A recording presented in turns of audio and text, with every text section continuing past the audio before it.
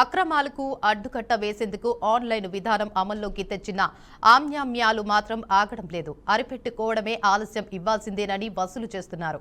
పట్టణ ప్రణాళిక విభాగంలో ముడుపులు ముట్ట చెబితే చాలు నిర్మాణాలకు అడ్డగోలుగా అనుమతులు ఇచ్చేస్తున్నారు టౌన్ ప్లానింగ్ అధికారులు. ఇక హైదరాబాద్ జీహెచ్ఎంసీ కార్యాలయం అక్రమార్కులకు కామదేవుగా మారింది. టౌన్ ప్లానింగ్ అధికారుల మామూళ్ల మత్తులో మునిగి తేలుతున్నారు. ఇటీవల వరుసగా ఏసీబీ దాడుల్లో చిక్కుతున్న తిమింగలాలను చూస్తుంటే బల్దియాలో అవినీతి ఏ స్థాయిలో వేళ్లు నుందుకుందో అర్థమవుతుంది. మల్కాజ్గిరి సర్కిల్లో వినాయక్ నగర్, నేరెడ్మెట్, ఆనంద్బాగ్, మల్కాజ్గిరి, గౌతమ్ నగర్ సహా పలు కాలనీల్లో అక్రమ నిర్మాణాలు యథేచ్ఛగా కొనసాగుతున్నాయి. టౌన్ ప్లానింగ్ అధికారులు చూసి చూడనట్టు వ్యవహరిస్తున్నారని స్థానికులు ఆరోపిస్తున్నారు.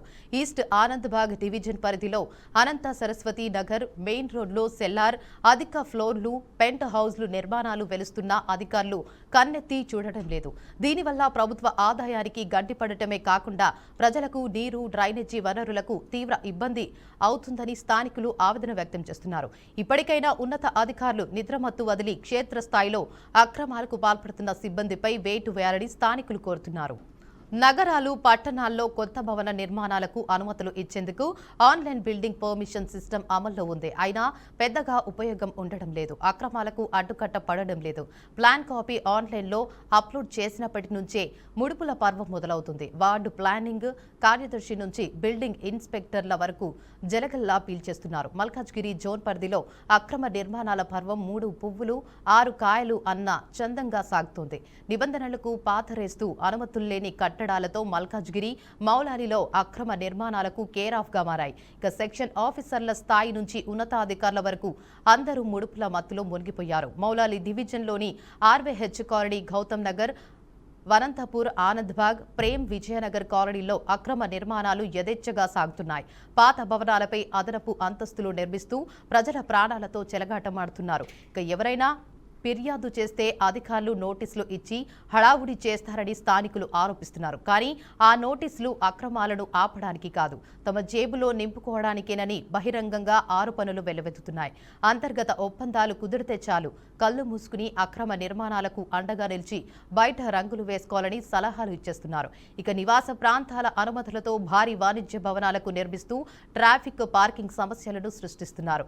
రోడ్లను ఆక్రమించి నిర్మాణాలు సాగుతున్న అధికారులు అటువైపు కన్నెత్తి కూడా చూడకపోవడంతో వెనుక పెద్ద ఎత్తున నగదు చేతులు మారిందన్న అనుమానాలు వ్యక్తమవుతున్నాయి. సామాన్య ప్రజలు నరకయాతన అనుభవిస్తున్న అధికారులు జేబులు మాత్రం నిండుతున్నాయని స్థానిక ప్రజలు అంటున్నారు. ఇక ఇప్పటికైనా ఉన్నతాధికారులు క్షేత్రస్థాయిలో అక్రమాలకు పాల్పడుతున్న సిబ్బందిపై వేటు వేయాలని స్థానికులు డిమాండ్ చేస్తున్నారు. అక్రమ నిర్మాణాలను కూల్చివేయడమే కాకుండా వీరికి సహకరించిన అధికారులపై శాఖపరమైన చర్యలు తీసుకోవాలని స్థానికులు కోరుతున్నారు. అక్రమాలకు అడ్డుకట్ట వేసేందుకు ఆన్లైన్ విధానం అమల్లోకి తెచ్చిన ఆమ్యామ్యాలు మాత్రం ఆగడం లేదు. అర్జీ పెట్టుకోవడమే ఆలస్యం ఇవ్వాల్సిందేనని వసూలు చేస్తున్నారు. పట్టణ ప్రణాళిక విభాగంలో ముడుపులు ముట్ట చెబితే చాలు నిర్మాణాలకు అడ్డగోడుగా అనుమతులు ఇచ్చేస్తున్నారు టౌన్ ప్లానింగ్ అధికారులు. హైదరాబాద్ జీహెచ్ఎంసీ కార్యాలయం అక్రమార్కులకు కామధేనువులా మారింది. టౌన్ ప్లానింగ్ అధికారుల మామూళ్ల మత్తులో మునిగి తేలుతున్నారు. ఇక ఇటీవల వరుసగా ఏసీబీ దాడుల్లో చిక్కుకున్న తిమింగలాలను చూస్తుంటే బల్దియాలో అవినీతి ఏ స్థాయిలో వేళ్లనుక్కుందో అర్థమవుతుంది. ఇక మల్కాజ్గిరి సర్కిల్లో వినాయక్ నగర్, నేరెడ్మెట్, ఆనంద్బాగ్, మల్కాజ్గిరి, గౌతమ్ నగర్ సహా పలు కాలనీల్లో అక్రమ నిర్మాణాలు యథేచ్ఛగా కొనసాగుతున్నాయి. టౌన్ ప్లానింగ్ అధికారులు చూసి చూడనట్లు వ్యవహరిస్తున్నారని స్థానికులు ఆరోపిస్తున్నారు.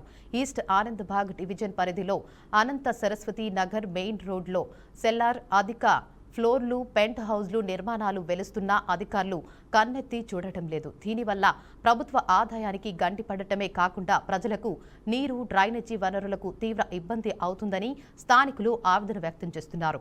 ఇప్పటికైనా ఉన్నత అధికారులు నిద్రమత్తు వదిలి క్షేత్రస్థాయిలో అక్రమాలకు పాల్పడుతున్న సిబ్బందిపై వేటు వేయాలని స్థానికులు కోరుతున్నారు.